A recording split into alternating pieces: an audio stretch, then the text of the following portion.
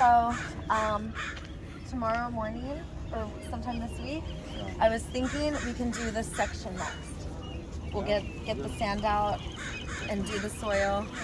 Definitely. Okay, even if it's just grass growing, it's better than having nothing. And if you look, there's tons of little baby sprouts everywhere. Yeah, there's little baby sprouts, mystery plants growing out. So many seeds came into the ground. Mm-hmm. Yeah. And it rained, so that was good. Yeah, it's been raining a lot, so that's perfect. Yeah, So, I checked on the potatoes; they're like blossoming. The planters today in the morning, I put more fertilizer with a tangerine that you bought. This is what we need.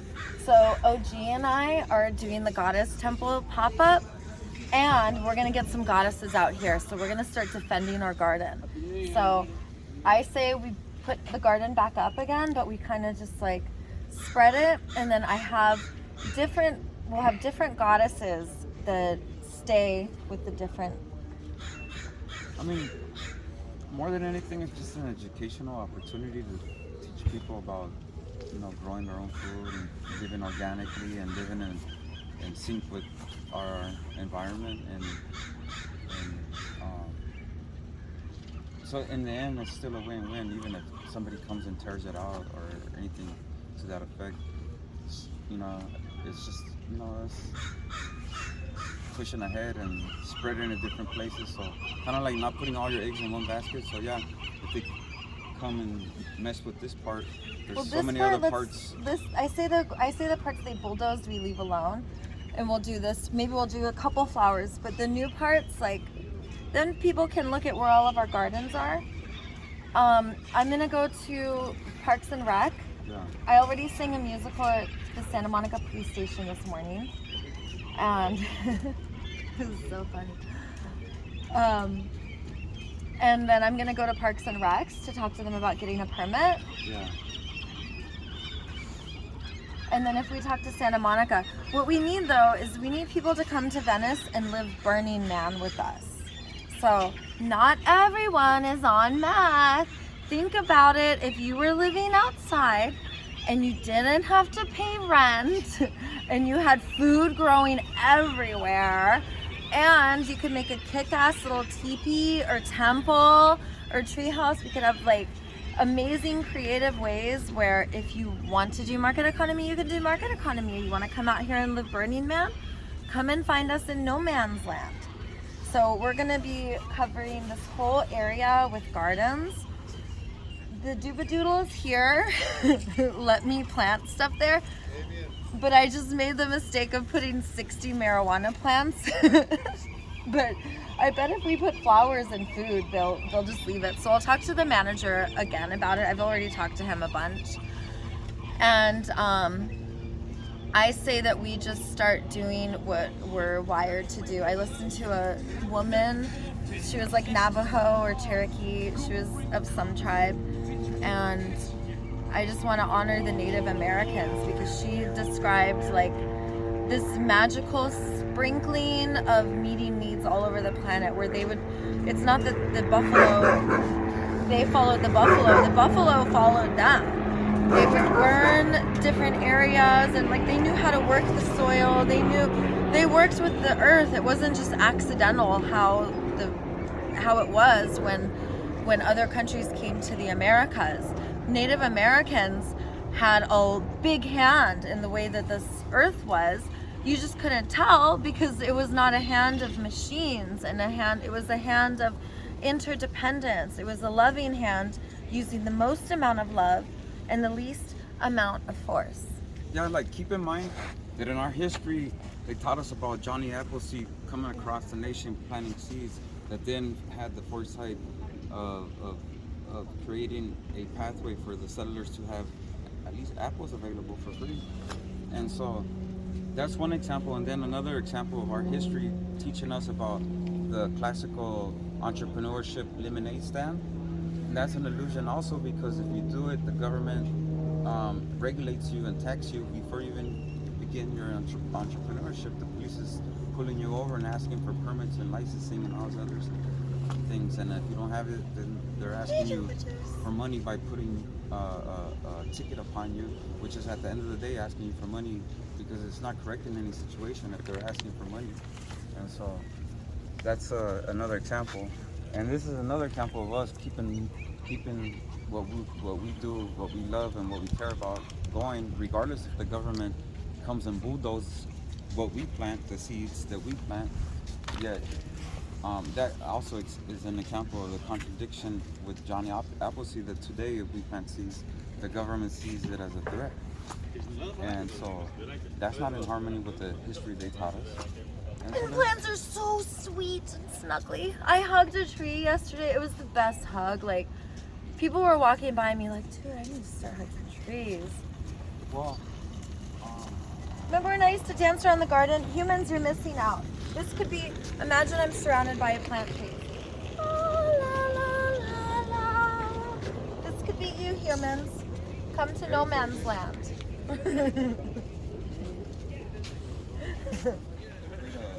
Wind block from the sand blowing this way. Uh-huh. That's a good idea. Where should I put the basil? Somewhere in that area over here. Next to the tree? Where there's not a lot of stuff around. There's a whole bunch of here. There's brown right here. There's all. But there's little baby sprouts here. There's nothing, I'm trying to tell you, there's nothing growing. Nothing? Right here, all of this, there's nothing growing.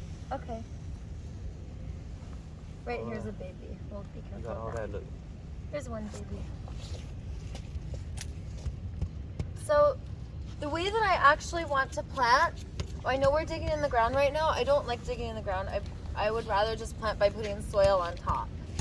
So, because when we dig in the ground, there's little baby bugs and stuff that we're disturbing, and I want to be in alignment with one of my top values, which is to use the most amount of love and the least amount of force possible.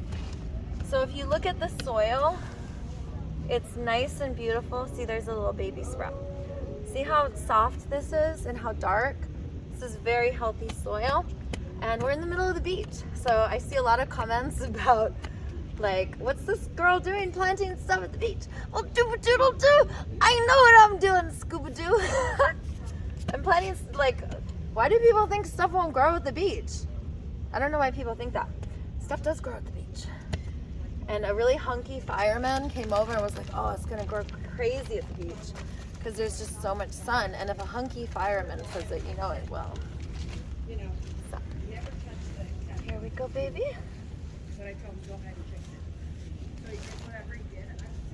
So, here's a baby. And then here's the little baby sprout. Put a golden bubble of love.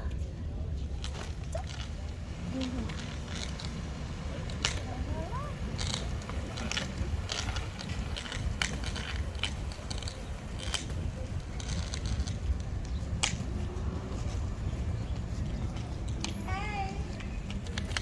I brought another orchid. I told the goddess who works here during the day I would plant it for her. Okay. It's for you guys to enjoy. Yay! I put it right there for you, okay? This is where the last orchid was. Yeah, that's what it is.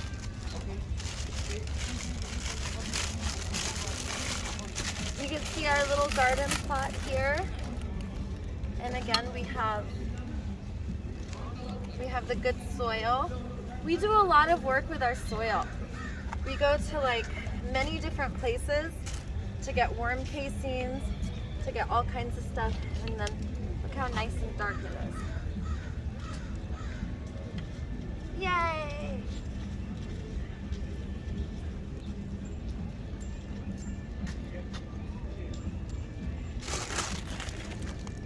Mwah. That is a memory to someone? Huh? Is that a memory to someone? It's for the goddess who works here during the day. All right, So she'll have something beautiful to look at. Absolutely. What would you like me to plant for you? Oh, no, next time. Thank you. I'll plant you. How about mango tree? Yes, thank you. Okay, I'll plant you a mango tree. Okay, so one part that I forgot to tell you about is an important part. So this is my temple. And if you could see the wood floor, and then over here it says a call to love on my sign with my phone number. And back here was a sign that said free healing. And then it had all the different things. So yoga, empathy. And I remember I was going through the courts, and they're in the middle of like terminating my rights, or one of the court cases. And I had this roommate who I got in, just, it wasn't a good fit. And we got in an it was just got in an argument. It was like, okay, like I don't want to live together. So just, it was like the one point where I decided like I was gonna be different. So before I was always used to like using power over or threat or demand. But in this situation, I was like, I'm going to be loving. I'm going to be loving no matter what. And there was this conclusion to our little thing together, me and this roommate, where I went back to go get my stuff. And she was still there, and she had like gone in the garage and basically like just refurnished our place with my furniture, and was basically like, oh, I'm just gonna take your stuff and there's nothing you could do about it. And I had already done so much work before going, and at the time I was reading this book called Love is Letting Go of Fear, and I was working with a Course of Miracles counselor and doing Course of Miracles every day on top of all the other work I was doing. And I had already done like the forgiveness work. It was just so, it just like flowed out of me. I was like, it's yours, I give it to you. And then I left all my other stuff. And I remember like, I didn't even want to get my stuff at that point. I was like, it's yours. And I knew that it was a gift, because that was when I came to Venice Beach. I was in Huntington Beach at the time. And I came to Santa Monica first. And I knew I couldn't afford an apartment, but I somehow like got convinced this woman to let me like rent from her short term. And then when I couldn't pay the rent, and she was like, get out, even though it was COVID and I could have stayed, I decided to go build what I showed you a picture of. So I was like doing sort of a Vipassana, and it was like June in 2018, and by Vipassana I mean like spending time with myself meditating. And if I wasn't, so I was like in solitude, and when I wasn't in solitude I was with my teachers or doing work on myself. So it was like a special, my own Vipassana. And I literally, it was like such a leap of faith. I came to the boardwalk, and right away I started going up to all of the sanitation workers, all the cops, and I remember thinking like, I'm nuts. I'm never gonna meet everyone. I'm never gonna, like, I had so many doubts, but there was a voice in me that was like, no, like show them. And I started to speak about like getting the walk streets, because we have all these walk streets in Venice. Like, get the concrete up. Like, why can't it be a garden that we walk through? I can't even say it without smiling. It would be so wonderful. And I would say other things like rivers, and people are like, oh, she makes sense. So I'm kind of like a bit incognito. I had for 3 months, like a wooden structure that I was there every morning and night, like I am now. But now I'm like more mobile, going everywhere. But before I had my temple, and then at night it would turn into a shelter, and a whole bunch of people would sleep there, and it would be the same people. Sometimes it would change, but for the most part it was like a homeless shelter. I never stayed outside then, just because I would go there, and instead of like being alone doing all the personal development, I just did it at the beach. So I would read books from Marshall Rosenberg a lot, nonviolent communication. I would go to the skate park. I learned mediation techniques just by being out here doing it. I would have people come in my temple with stab wounds on their head, telling me that they had a gun and they're gonna go find that person that night. And we're like, yes, of course you feel how you feel. We would just join them and be like, yes, you're enraged. Of course you're enraged. We wouldn't tell them not to. Wouldn't give them advice. We would just be like, I can only imagine. Like, I want to acknowledge for you what feels true for you and how you feel. It was like, then that person would just end up doing yoga with us all night. It's also where I learned to dance on bodies. And creating this space again, like, it was just too much to have, like, I would get just a lot of male energy coming in, wasting my time. So that's why now I choose to just do the goddess temple. But a lot of people are like, why is she the Venice healer? Like, she just kind of, like, now I'm doing more activism, but before, and I want to do this again, I want to start having healing circles every day. 11/11 is supposed to be our time. So OG, who just went by here, he started a website, Goddess Pop-Up, and that way anyone can do a temple. And the idea behind it is like healing circles. So we learn communication, breathwork, yoga. So there's no like religion. It's all like mind, body, spirit, science backed stuff. So there's no like people arguing about religion. And then this space also, it's my dream to, everyone knows, garden. So the goddess temple would be like this amazing pop-up where it moves, and everywhere the goddess temple goes, the goddesses are composting, they're doing soil. They could talk about each place that they are, about giving the dead bodies back to the soil, and switching from pooping and peeing water to giving it to the soil. And the goddesses can have like compost and gardening. We already have a space like this next to the Venice fire station, the Kiss the Ground garden. And we know them really well. We also know David with the LA Seed Library, who does the garden at Venice High School. And if we can find partners like in all the areas where the goddess temples come up, it'll be like, hey, women who live outside, and women with children eventually, because being nomadic or indigenous-like is not a reason to keep kids away from parents. But the idea of the goddess temple is a space for women and children to be able to, like, when you're outside, people know, like, oh, send them to the goddess temple if you're a girl. And as long as you're sober, you're not using, even if you're high and you just need a place to stay, like we're pretty tolerant. It's case by case. And the idea is to just empower. And by empowering the women who come, we don't just like meet their needs and give them clothes and food and resources. We also want them to give back, because it meets our needs for purpose and contribution, to be able to bring gifts and to have efficacy in our actions. So I'm just a big believer in gardening, and then these women too, if we can shift, like alcoholics, the way you heal them is you have them help other alcoholics. So how do we get these women who sometimes they're traumatized, they live outside, sometimes they're super woke hippies who just don't want to do market economy. So without stigmatizing and enemy imaging and putting a blanket on all homeless people, know that there's ones here who are just suffering and traumatized, and there's ones here who are just woke and want to live outside, and everything in between. And how do we meet everyone where they're at and have them bring their gifts, like find their upside to see what their gifts are instead of focusing on their downside.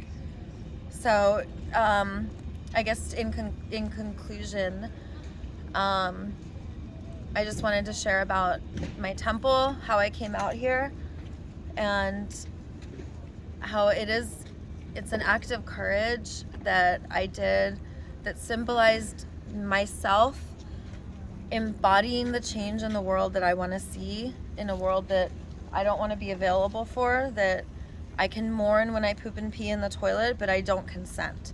I can mourn when I eat factory farmed plants who live in suffering, and after having banana trees and plants that I know love to snuggle because they snuggle them, I want to mourn that and just be conscious of it. So yeah. So now your goddess temple is on Oceanfront Walk. We're about to move it here. So we cleaned up. Oh yeah, I was telling you before, another thing the goddesses do is rift resolution. So when there's goddesses, there's no fighting, because then like we're all moms and we'll come out, we'll be like, hey, most amount of love and least amount of force. Hug, don't hit. Like we literally break up fights. And I was telling you how sanitation was going by yesterday, and I basically grabbed them and was like, hey, you guys are driving by needles and wood and pipes, and you saw the whole thing. I was like, come on, let's clean it all up. and we cleaned it up, and then we left like neatly folded whatever maybe wasn't trash, and everything else went in the trash. And then I took them over here, and we did this whole area here. And the goddesses can be the bridge, because right now it's city workers doing whatever they can, and I call it a sneak attack. They do like these sneak attacks to try to get you, but it's in the rules, and it's okay, and you should have known. And like, I don't want gotchas. Like, I want the goddesses to be the bridge where it's like, you don't have to do a gotcha. Like, we agree it's messy, let's clean it up. But don't come and put yellow tape, and don't let this person have anything to do with the cleaning and do it for them, because then they're a mess maker, and they're gonna feel indignance and want to make a mess again, and they'll be like, F you, I'll make it even worse this time. I would rather, like, if we sit there and clean with them, then they feel healthy shame. Like, oh, I am kind of messy. Or they feel like healthy mourning. Like, oh, I really wish I hadn't made such a big mess. Or they feel like, afterward they would probably feel overwhelmed and vulnerability and a longing to also contribute, because they care about having reciprocity after having just received. So, this is what I have to say about our beliefs. We have an abundance of places to get information. And after being brought up in a family where I was told masturbation is bad, habits are bad, parts of me are bad, and if you're bad, you deserve to suffer. I get to hibba-jibbas. So I don't believe that anymore, and what I believe is that that's to be mourned. I believe that religion is kind of like the relationship with your caregiver. And when you're born and you have a caregiver who, when they hear a peep, then they go rush over like, oh my goodness. And then if the baby's scared, then the response is, of course it's scary. Or if they're sad, then it's, oh, come. And there's a nervous system to co-regulate with, and the baby learns that there's always an abundance of places to get their needs to.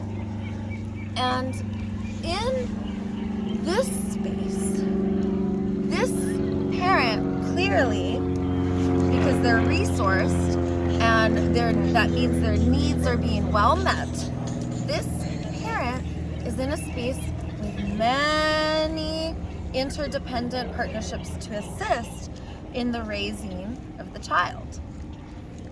If the parent's alone and the baby peeps and the parent's like, oh, I'm in perseveration over my own unmet needs, and I have deep needs right now for my own belonging and my own care and my own needs for empathy. And when there is a peep, I want to tell you what is wrong with you and tell you how terrible it is. And I want to just talk about what is wrong, because this caregiver is mobilized and they're having a healthy reaction.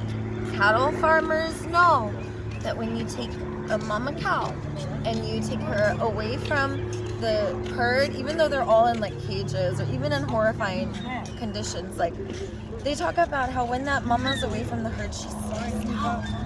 And she's with her baby and loves being with her baby. But listen to how they process this. In a world of separation and scarcity, and I'll get to religion in a second, the logical thing to do is to separate the baby from the mom and put the mom back in its cage. And I believe that religion and anything to control that uses shame, or any type of